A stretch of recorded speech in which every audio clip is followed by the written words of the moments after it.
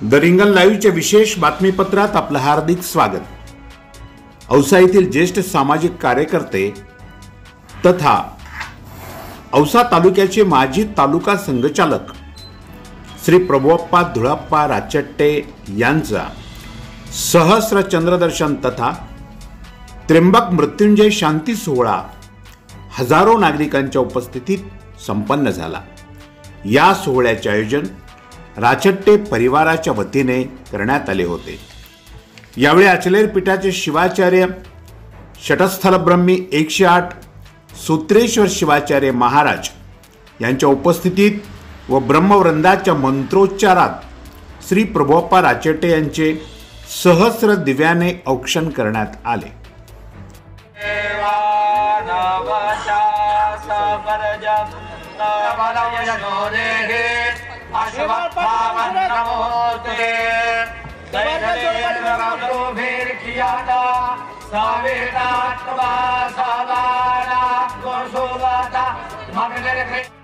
यावेळी राचट्टे परिवाराच्या वतीने पूज्य सूत्रेश्वर शिवाचार्य महाराज, औशाचे आमदार अभिमन्यू पवार, अखिल भारतीय पूर्वांचल छात्रावासचे प्रमुख सोमनाथदादा खेडकर, विभाग संचालक संजयजी अग्रवाल, हरिभक्त परायण दत्तात्रय पवार गुरुजी यांचा सत्कार करण्यात आला। तर हिरेमठ संस्थान अचलेर, मुक्तेश्वर देवालय न्यास औसा, श्री मुक्तेश्वर शिक्षण प्रसारक मंडळ औसा, तालुका राष्ट्रीय स्वयंसेवक संघ औसा, औशाचे आमदार अभिमन्यू पवार यांच्या वतीने श्री प्रभुअप्पा राचट्टे अप्पा यांचा सत्कार करण्यात आला। या भव्य सोहळ्याचे प्रास्ताविक भाषण श्री पवन रविशंकर राचट्टे यांनी केले। तर सूत्रेश्वर शिवाचार्य महाराज, हनुमंत भैया राचट्टे, शिवलिंगप्पा औटी, ॲडव्होकेट मुक्तेश्वर वागदरे, श्री संजयजी अग्रवाल, आमदार अभिमन्यू पवार, श्री सोमनाथदादा खेडकर यांनी श्री प्रभुअप्पा राचट्टे यांच्या जीवन कार्याचा गौरव करणारी भाषणे केली। शेवटी मनोगतचे संपादक राजू पाटील यांनी श्री प्रभुअप्पा राचट्टे अप्पा यांचे या सोहळ्याला उत्तर देणारे भाषण वाचून दाखवले। कार्यक्रमाचे सुरेख सूत्रसंचालन कुमारी विधी पळसापुरे लातूर यांनी केले। तर आभार प्रदर्शन सौ रुद्राणी अक्षय शेटे बीड यांनी मानले। कार्यक्रमात परिसरातील हजारो नागरिक, आप्तेष्ट, मित्र परिवार उपस्थित होता। तर पाहूयात या कार्यक्रमातील काही क्षणचित्रे।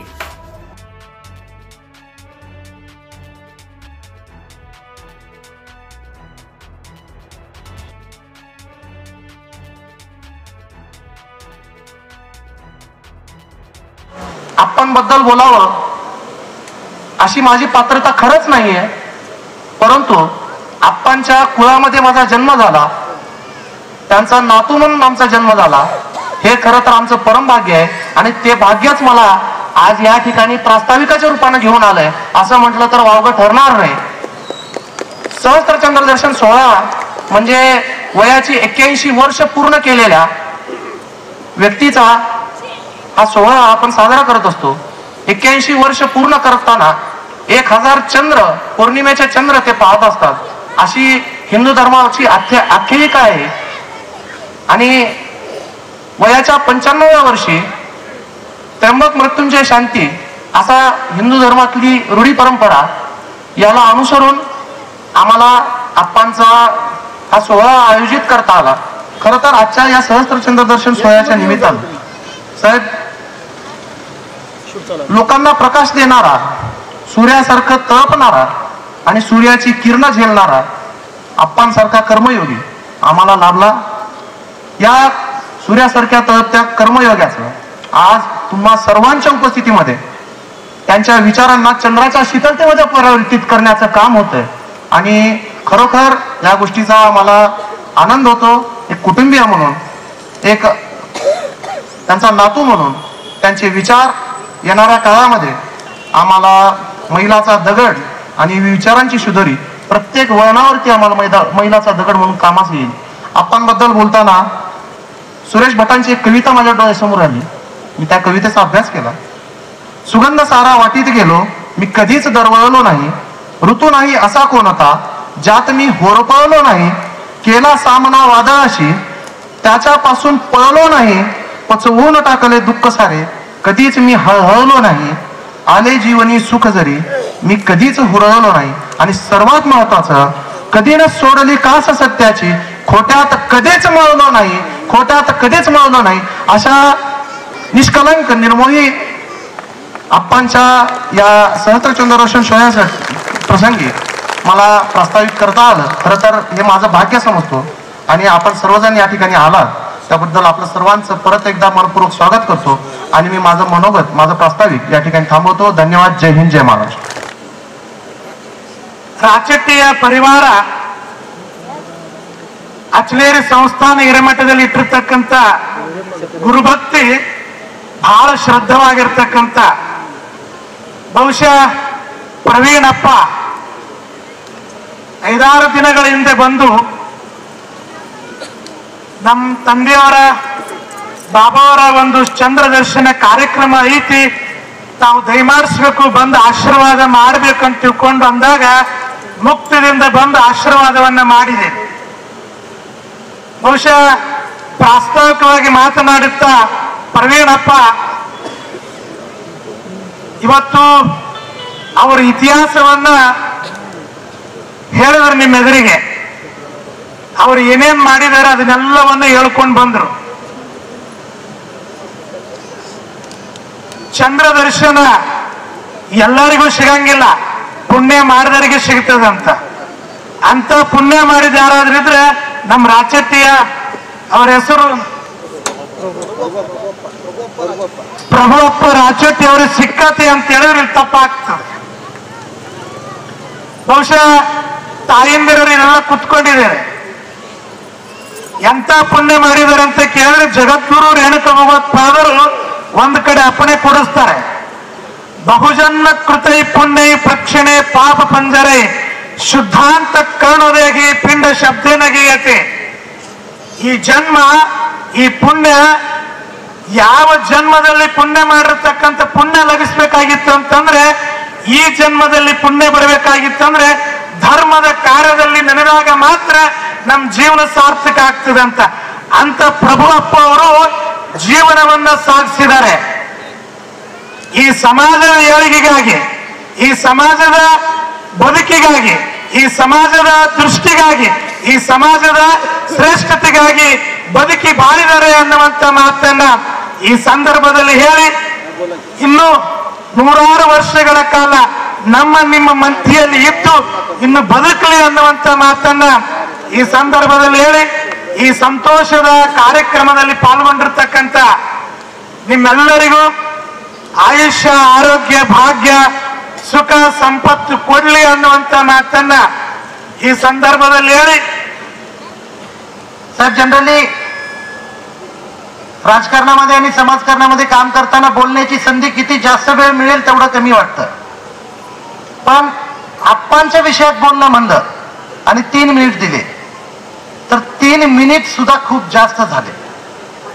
कशामुळं तर आप्पांबद्दल शब्द सुचणं हे माझ्यासाठी खूप अवघड गोष्ट आहे. साहेब, आपल्याला मी सांगू इच्छितो की 22 वर्षापासून ज्या व्यक्तीच्या हातात मुक्तेश्वर शिक्षण संस्थेची धुरा होती, त्या शिक्षण संस्थेमध्ये आम्ही अभिमानानं सांगू शकतो की माझ्या परिवारातला एकही व्यक्ती तिथं नोकरदार म्हणून आज काम करत नाही, तिथल्या 1 रुपयाची पगार आम्ही उचलत नाही. हे तत्व, ही निष्ठा, तत्वाशी तडजोड नाही केली पाहिजे. हे आप्पांचं म्हणणं फक्त तोंडी नसून ते प्रॅक्टिकली आपल्या सर्वांसमोर आहे. त्या संस्थेच्या माध्यमातून उपस्थित असलेले सर्व गाळे असतील, व्यापार करण्यासाठी लोकांना दिलेले भाडे तत्वावर गाळे असतील, त्या गाळ्यापैकी एकही गाळा माझ्या परिवारातल्या एकाही व्यक्तीने तिथं घेतलेला नाही किंवा तिथं आम्ही व्यापार करत नाही. ही गोष्ट आम्हाला अभिमानानं सांगावं वाटते. ही निष्ठा आपण बघतो साहेब, समाजामध्ये संस्था म्हणलं की परिवारातले कित्येक जण त्या संस्थेमध्ये नोकरीला असतात. आजही माझ्या आत्याचे चिरंजीव आहेत जे नोकरी करतात, फत्तेपूरच्या संस्थेमध्ये नोकरी करतात, पण त्यांना या संस्थेमध्ये नोकरीला माझ्या आजोबांनी घेतलं नाही. मला अभिमानाने ही गोष्ट आपल्या सर्वांसमोर ठेवावी वाटते. आप्पांच्या आयुष्यामध्ये 2 मोठी नुकसान झाली, म्हणजे खंबीरपणा, हिम्मत माणसात कशी असली पाहिजे. माझी स्वर्गवासी काका आदरणीय चंद्रशेखर भाऊंचं निधन झालं. मी बघत होतो सुरेश काका कारंजे आज इथं आहेत. आमच्या परिवारावर दुःखाचं डोंगर कोसळलं. त्यावेळी खूप उशिरा रात्रीच्या वेळी आपण आप्पांजवळ आला होता आणि आप्पाची मनधरणी करण्याचा आपण प्रयत्न करत होतो. काका आपणही त्या गोष्टीला उदाहरण आहेत की सेकंदभर सुद्धा आप्पा तिथं डगमगले नव्हते. आप्पांनी सांगितलं होतं की हे निसर्गाचा नियम आहे आणि तो मी स्वीकारला. आज माझ्या परिवारामध्ये हा सहस्त्रचंद्र सोहळा बघण्यासाठी माझ्या परिवारातले 3 व्यक्ती उपस्थित नाहीत. त्या व्यक्तींची विशेष आठवण या प्रसंगी मी करतो. आदरणीय चंद्रशेखर भाऊ, आदरणीय माझी आई, माझी आजी. मी भावनिक होतोय. या संसाराचा गाडा, या परिवाराचा गाडा फोडण्यासाठी ज्यांनी आप्पाच्या खांद्याला खांदा लावून माझ्या आजीने साथ दिली, ती आजी आज आपल्या या सर्वांमध्ये उपस्थित नाही. मला याही गोष्टीची खंत वाटते. आणि तिसरा व्यक्ती माझ्या परिवारातला म्हणजे मुलाप्रमाण असलेला आप्पाचा मोठा जावई कमलनगरचे अण्णा. जेव्हाही आप्पा काही भावनिक व्हायचे तेव्हा आप्पांच्या भावनेला वाचा फोडण्याचं काम त्या आमच्या कमलनगरच्या अण्णांनी केलं. आज तेही इथं उपस्थित नाही. या 3 व्यक्ती जर या कार्यक्रमामध्ये उपस्थित असते तर ह्या कार्यक्रमाचं खूप मोठं समाधान कदाचित आप्पांना आणि आमच्या परिवाराला झालं असतं. आज आम्हाला गर्व आहे की त्यांच्या याच विचाराने माझे वडील, माझे 2 काका, हे सर्व परिवार, आम्ही पुढे 6 भाऊ, आमच्या बहिणी, सर्वजण एकत्रितरित्या चालू शकतो. छोटे मोठे विचारांमध्ये कधी मतभेद आले तर आप्पांची भीती आमच्या मनात कायम राहती की आपण या मतभेदाला बाजूला ठेवून एकत्रित परिवारानं चाललं पाहिजे. एवढी शिकवण आप्पांकडून मिळते आणि हीच शिकवण आम्ही सर्वांनी अंगीकारू शकलो. आणि गेल्या 3 पिढ्यापासून आमच्या परिवाराला हा वारसा आप्पांच्या कर्तृत्वामुळे मिळाला. जर आप्पांनी त्यांच्या आयुष्यात तडजोड केली नसती तर आज आम्ही कुठं असतो, काय करू शकत असतो, हा विचार सुद्धा खूप भयावह आम्हाला वाटतो. याच्यापेक्षा जास्त मी बोलू शकत नाही. काका माझे हार्टबीट वाढत आहेत. आप्पांबद्दल बोलावं एवढी पात्रता आमची कोणाची नाही, एवढी तडजोड आम्ही आयुष्यात करू शकत नाही. आदरणीय आप्पांचा आज सहस्त्रचंद्र दर्शन सोहळा अतिशय भावपूर्ण व ऋणयुक्त अशा वातावरणामध्ये या ठिकाणी संपन्न होत आहे. याचा सर्वांना खूप मोठा सात्विक आनंद होत आहे. श्री मुक्तेश्वर शिक्षण प्रसारक मंडळाच्या वतीने व सर्व संस्थाचालकाच्या वतीने मी या सोहळ्यासाठी मनपूर्वक हार्दिक शुभेच्छा देतो. अण्णांना उत्तम निरोगी दीर्घायुष्य लाभो हीच ग्रामदेव श्री मुक्तेश्वर चरणी प्रार्थना. जय हिंद, जय महाराष्ट्र. आम्ही पहिल्यांदा मुक्तेश्वर देवालय न्यासाचं या ठिकाणी बांधकामाची या ठिकाणी सुरुवात केली. त्यावेळी आप्पा म्हणले की मी टोकन स्वरूपात तुम्हाला मुक्तेश्वर मंदिराच्या बांधकामासाठी 20,000 रुपये देतो. तुम्ही एक 50 फूट या ठिकाणी कंपाऊंड वॉल बांधा. आणि त्याच्यासाठी तो पैसा कारंजे वकील साहेबांनी माझ्याकडे दिला आणि ते बांधकाम पूर्ण झाल्यानंतर म्हणले की छान झाले बांधकाम. ते म्हणले मंदिराचं काम कधी सुरू करणार आहेत तुम्ही. आणि मग ही जी प्रेरणा आप्पांची असायची ती आमच्यासाठी खूपच मोलाची असायची. आप्पा ज्या ठिकाणी ज्यावेळेस आम्ही मंदिराचं बांधकाम हातात घेतलं, मंगल कार्याचं बांधकाम हातात घेतलं, मंदिराचं बांधकाम हातात घेतलं तर आप्पा दर 4 महिन्याला 2 महिन्याला कामाचा आढावा घेत असत आणि सांगायचे की पैसा कमी पडत नाही, फक्त तुम्ही लोकांपर्यंत पोहोचा, लोक तुम्हाला पैसा देतील. आणि जर पैसा कमीच पडला तर मी तुमच्या पाठीशी आहे. ज्या ठिकाणी पैसा कमी पडेल त्या ठिकाणी मला सांगत जावा, माझ्याकडनं पैसे घेऊन जात जावा आणि बांधकाम चालू ठेवा. म्हणजे तू लढ, मी तुझ्या पाठीशी आहे असा एक मोठा आधार आम्हाला या ठिकाणी होता. नुसतं मुक्तेश्वराचं बांधकाम किंवा मंगल कार्यालयाचं बांधकाम किंवा त्या ठिकाणी होत असलेली सर्व या ठिकाणी तोफेत प्रगतीवर आप्पा समाधानी नव्हती. आप्पांनी मारुती मंदिर, आमच्या ब्राह्मणवेसच्या ठिकाणी मारुती मंदिर आहे, त्या मारुतीचे आप्पा निश्चिम भक्त आहेत. त्यांना मारुतीचं मंदिर देखील बांधलं गेलं पाहिजे साहेब असं वाटायचं. आप्पांनी पहिल्यांदा स्वतः त्या ठिकाणी बांधकामासाठी पैसा दिला आणि ते बांधकाम सुरू केलं. तर एकूण या ठिकाणी मारुती मंदिराचं बांधकाम झालं. शिखर बसवलं गेलं. एक सुंदर मारुतीचं मंदिर त्या ठिकाणी गेल्या वर्षी उभं राहिलं. आणि अशी सर्व समाजामध्ये आप्पाच्या माध्यमातून या ठिकाणी कामं होत गेलेली. हे सगळ्याच्या हातून होत नसते. ज्यांच्या हातून होतंय त्या व्यक्ती खूप मोठ्या असतात. एवढंच या प्रसंगी मी माझ्या भावना व्यक्त करतो. आपण या ठिकाणी चांगलं आरोग्य लाभावं आणि आप्पा म्हणजे आमच्या सोबतच राहावं असं मला वाटतंय. एवढ्या भावना मी थांबतो. जय हिंद, जय महाराष्ट्र. मी इथं हा कार्य कौतुक सोहळा पाहण्यासाठी आलोय, बघण्यासाठी आलोय आणि ऐकण्यासाठी आलोय.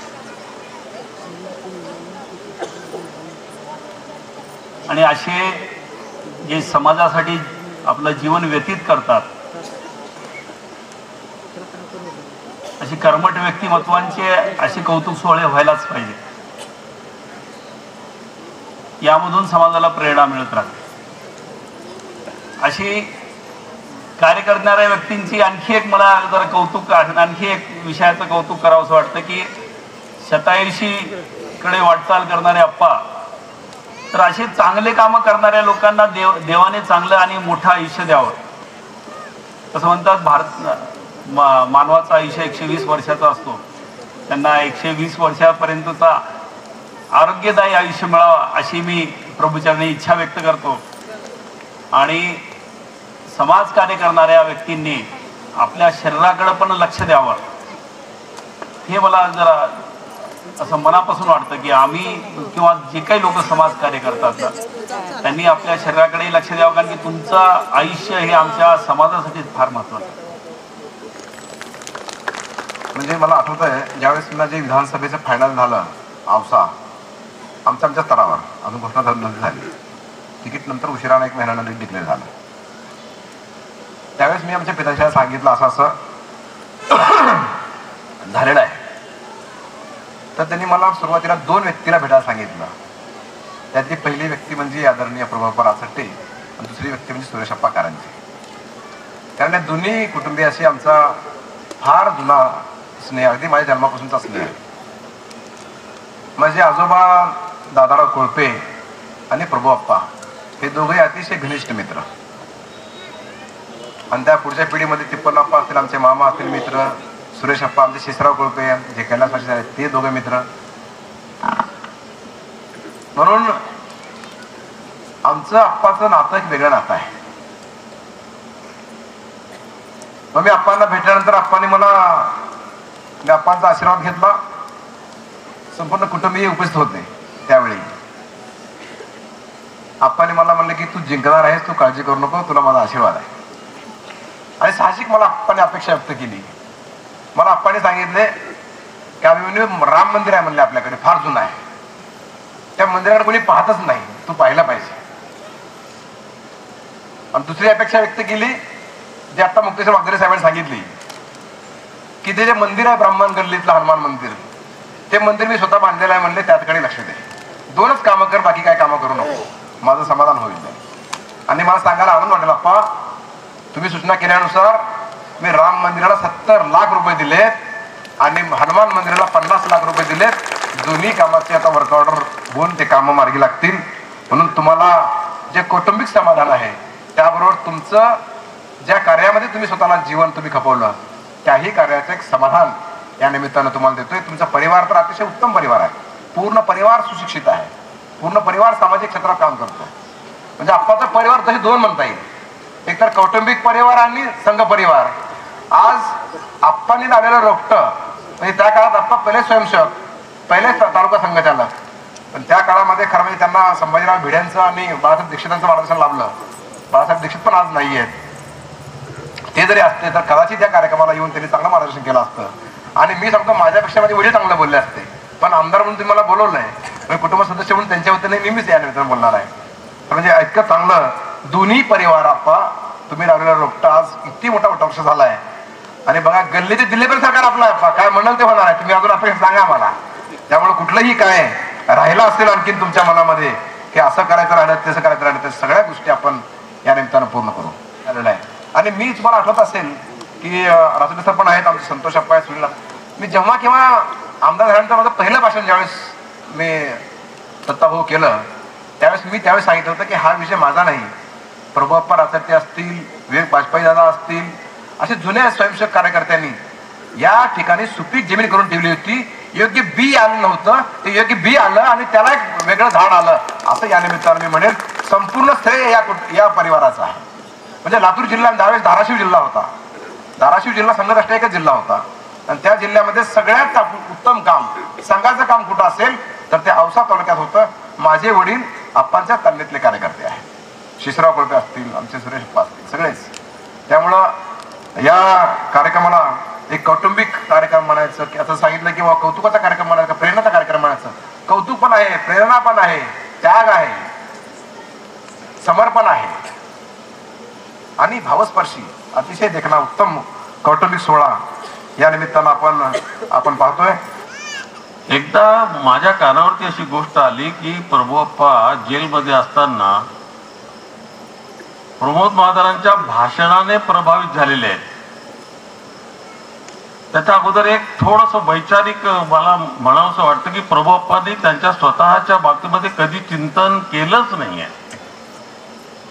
आता सुद्धा बसल्या बसल्या त्यांनी मला विचारलं, विवेकचं काम कसं चाललंय, बरं चाललंय ना.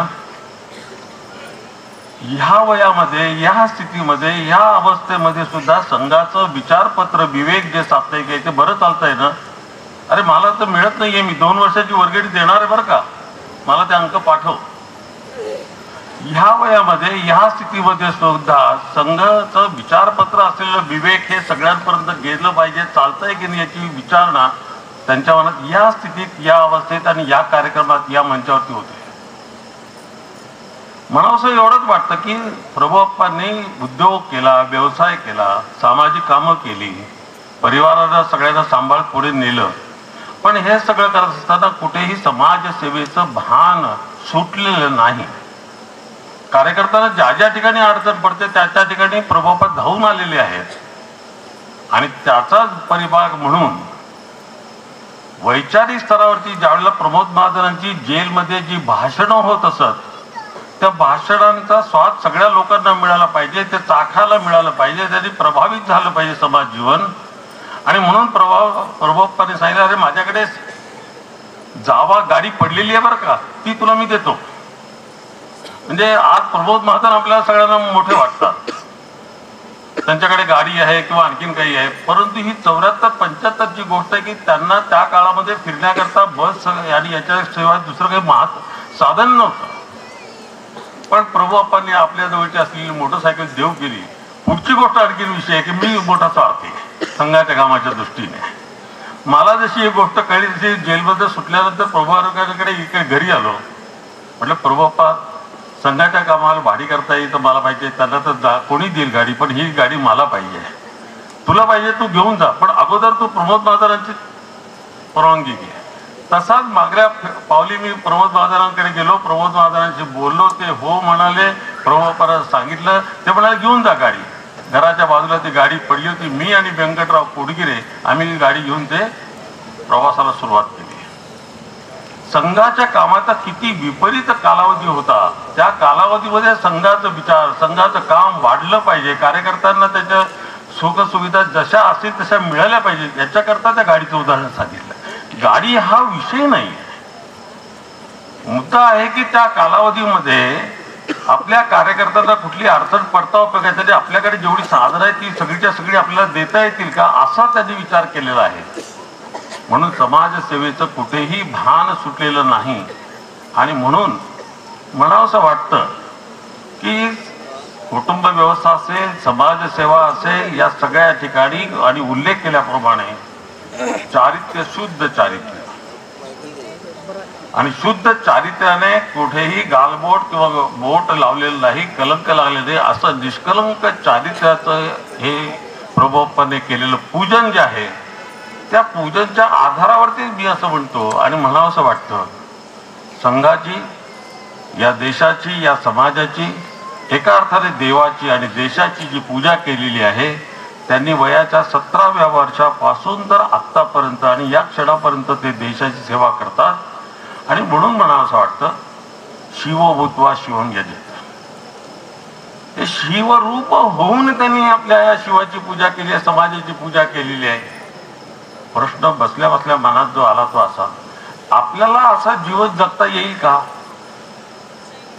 सहस्त्रचंद्र दर्शनाचा कार्यक्रम करणं म्हणजे केवळ ठीक आहे, समारंभ ठीक आहे, पण शेवटी त्यांची शिदोरी काय, आपल्याला वैचारिक सामर्थ्य काय, प्रेरणा काय आपल्याला.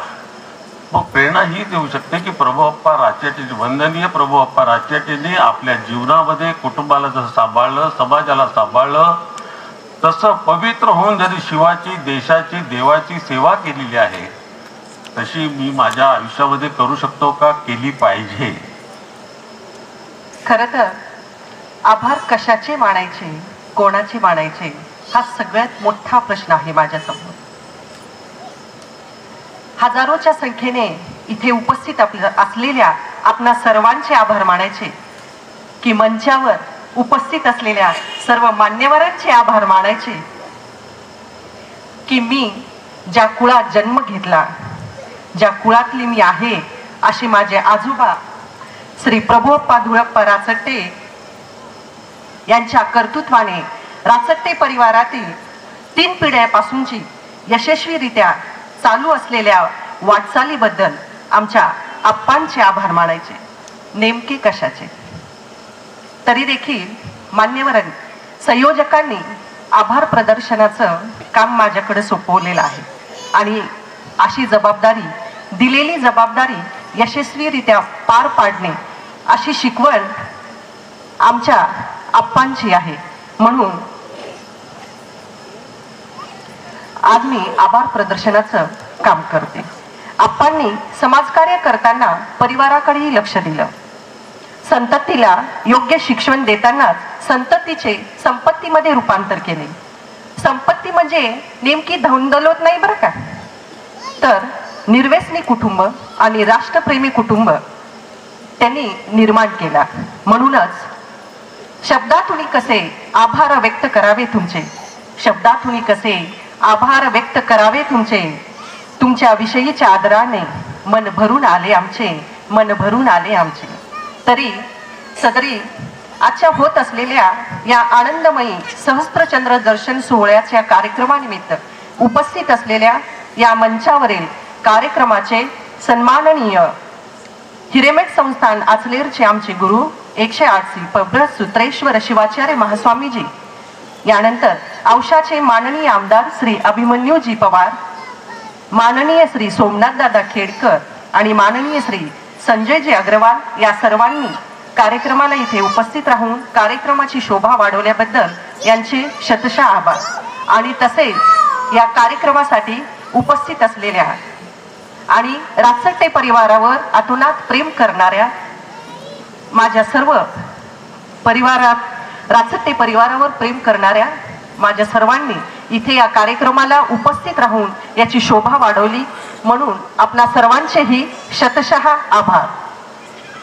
जे जे येथे पाहिले, जे जे येथे पाहिले ते हृदयामध्ये राहील, कुणाच्या भेटीची मन सदैव वाट पाहे, तुमच्या सहवासातील क्षण बनतील अनमोल असे रथ.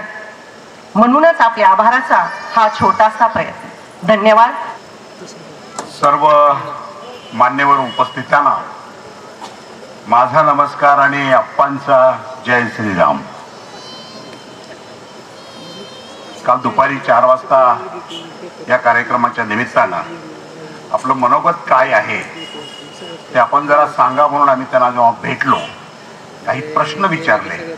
त्या प्रश्नाच्या उत्तरादाखल त्यांनी ज्या भावना व्यक्त केलेल्या आहेत त्या जशा तशा मी आपल्या समोर ठेवतो. सर्व उपस्थित मान्यवरांना जय श्रीराम. मला असा सोहळा आवडत नाही, पण पोरं कुठं ऐकतात. असो, मी कोणी फार मोठा राजकारणी, समाजसेवक, कारखानदारी नाही. मी एक साधा व्यापारी आणि संघाचा एकनिष्ठ स्वयंसेवक.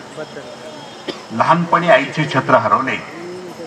इंग्रज निजामाचे राज्य होते. उर्दू शाळेत शिकलो. शाळेत एक माझे शिक्षक होते, भास्करराव पेंढरे. हे संघाचे स्वयंसेवक. त्यांनी मला विवेक हे साप्ताहिक वाचायला दिले. पुढे मी विवेकचा वर्गणीदार झालो आणि संघाचा विचार, कायम माझ्या डोक्यात बसला. त्या काळात गोळकर गुरुजींची कारागृहातून सुटका झाली होती आणि एक स्वागताचा कार्यक्रम सांगली येथे आयोजित करण्यात आला होता. भास्कररावांनी या कार्यक्रमासाठी मला सांगलीला नेलं आणि सांगलीला गेल्यानंतर तिथं गोळकर गुरुजींचं भाषण मी ऐकलं. हे भाषण मी ऐकून एवढा प्रभावित झालो की जीवनभर संघसेवकच राहण्याचा निर्णय मी सांगलीमध्ये घेतला. पुढे मी औशाचा पहिला तालुका संघचालक झालो. 15-16 वर्ष तालुका संघचालक म्हणून काम केलं. इंदिरा गांधींनी त्या काळात आणीबाणी लादली आणि मला 21 महिने नाशिक रोड जेलमध्ये ठेवले. जेलमध्ये अनेक मित्र होते. प्रमोद महाजन होते, गोपीनाथ मुंडे होते, जयसिंगराव गायकवाड होते. ते सर्वजण संघाचं काम करत होते. त्यांच्या विचाराने मी प्रेरित झालो. संघाचे काम करतो म्हणून माझ्यावर तत्कालीन सरकारने असंख्य खोट्या केसेस लादल्या. खूप त्रास दिला पण मी डगमगलो नाही. व्यापार संसार ओढत दिवस काढले. पुढे आणीबाणी उठली. संघाचे, जनसंघाचे, पुढे भाजपाचे सतत काम करतच राहिलो. भाजपाचे सरकार येईल असे स्वप्नात सुद्धा वाटत नव्हतं. इंदिराबाईचा तर दराराच त्या काळात खूप न्यारा होता. पुढे अटलजी अडवाणींनी भाजपाची सूत्र हाती घेतली आणि थोडी आशा निर्माण झाली. राम जन्मभूमी आंदोलन उभं राहिलं. कारसेवा झाली. बऱ्याच घटना घडल्या. आज हिंदुत्वाच्या विचाराचं सरकार आल्याचं पाहून खूप आनंद वाटतो. बस मला दुसरं काय हवंय. मी माझ्या जीवनावर आनंदी आहे. मी सर्व गोष्टी मिळवल्या. मुलं मुली नातवंड चांगले निघाले. कर्तृत्ववान निघाले.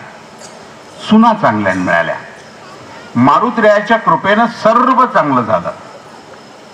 एकच दुःख, माझा मुलगा चंद्रशेखर अकाली गेला. असं व्हायला नको होतं. मी महादेवाच्या आणि मारुतरायाच्या सेवेत कमी पडलो की काय असं मला वाटलं. तेवढं दुःख आहे. काय करणार. पण त्याची मुलं आज खूप चांगला व्यापार करतायत. मला आनंद वाटतोय. बाकी तिपन्ना, भीमाशंकर, रविशंकर आपापल्या क्षेत्रात चांगलं काम करतायत. पुढची पिढी हनुमंत, पवन, दर्शन, प्रसन्ना आणि इतर सर्वजण हेही चांगलं काम करतायत. हा हनुमंतला जरा राजकारणाचा जास्त नाद आहे. बसवराज पाटलाच्या नादानं तिकडे काँग्रेसमध्ये गेलाय. पण बसवराजची इकडे आल्याचं मला कालच कळलं. बरं झालं. राष्ट्र प्रथम, पक्ष द्वितीय आणि नंतर स्वतः. माझ्या दोन्ही मुली उत्तम संसार करीत आहेत. जावईही चांगले आहेत. एक जावई गेले याचं दुःख मला खूप आहे. मुलीचे मुलं कर्तृत्वाला निघाले याचंही समाधान आहे. मुलाच्या मुलीही खूप गुणी आहेत. छान आणि संस्कारात संसार करतात याचा मला आनंद आहे. सगळा आनंद आहे. आता माझी कशाची इच्छा आणि अपेक्षा उरली नाही. मारुतरायाची कृपा आहे.